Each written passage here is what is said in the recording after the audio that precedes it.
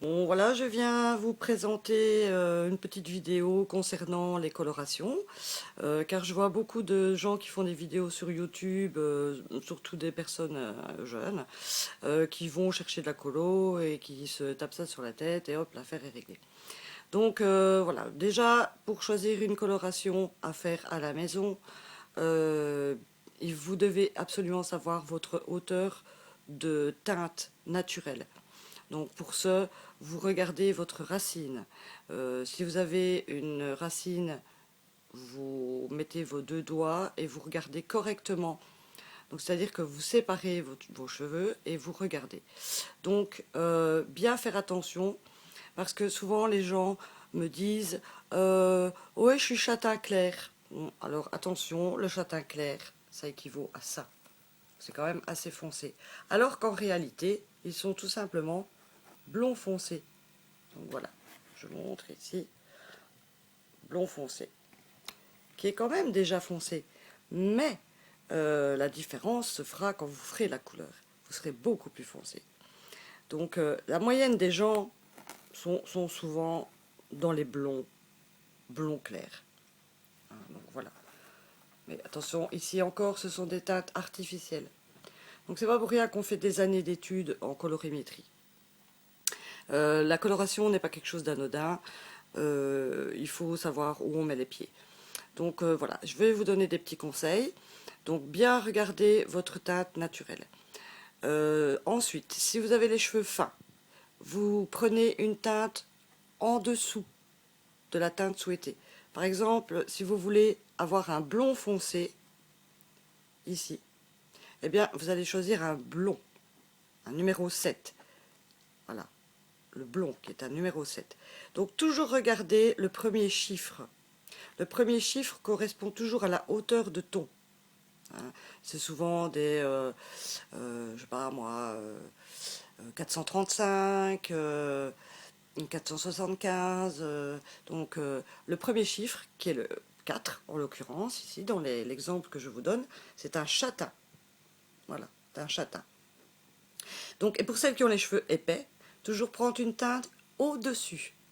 Donc c'est-à-dire que si vous voulez un blond foncé, eh bien, vous allez prendre un châtain clair.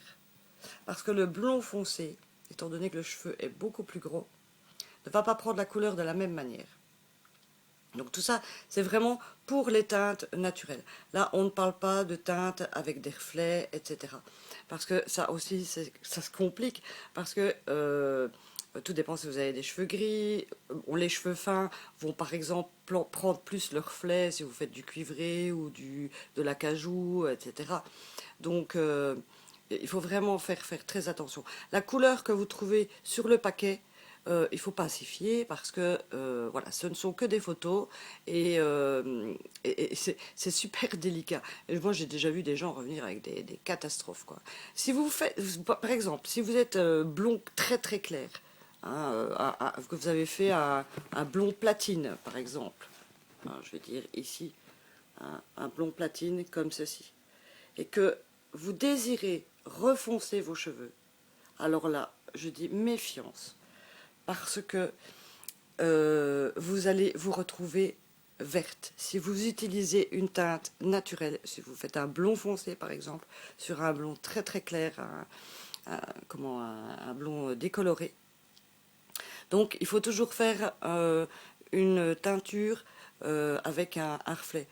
Vous prenez un blond foncé doré ou un blond foncé marron. Surtout pas de cendré. Surtout pas de cendré parce que le cendré est bleu.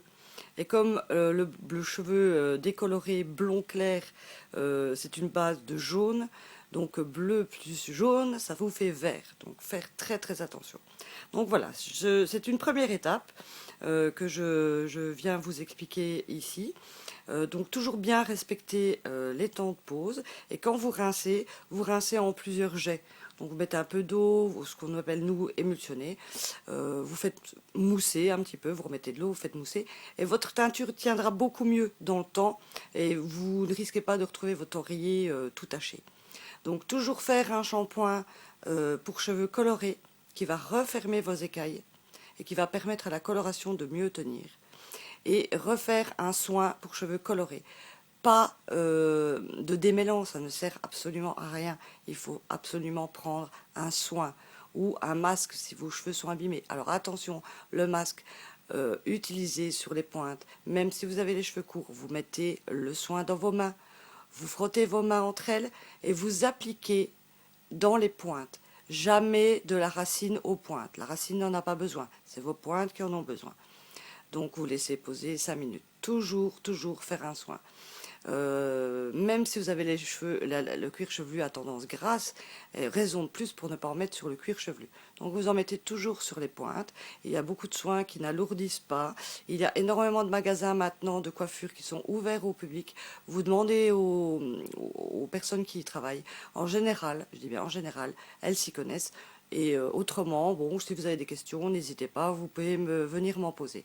Donc les prochaines étapes, ce sera les colorations avec des reflets.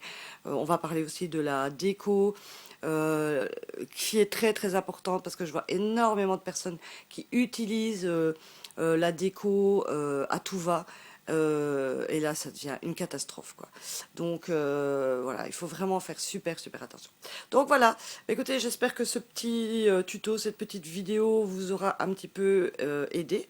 Donc je vous dis à bientôt. Ciao ciao les gens.